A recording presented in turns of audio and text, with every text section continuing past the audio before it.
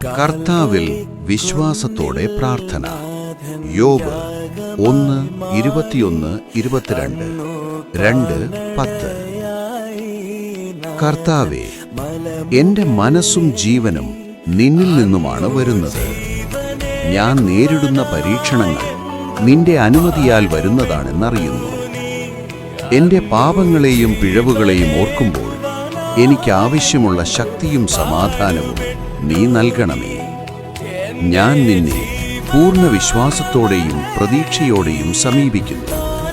എന്റെ കരുതലുകളും പ്രശ്നങ്ങളും നീക്കറിയുന്നു. കർത്താവേ, നീ എന്റെ ശബ്ദം കേട്ട് എന്റെ ജീവിതപാതയിൽ പ്രകാശം നൽകി മാർഗദർശനം നൽകണമേ. ആമേൻ.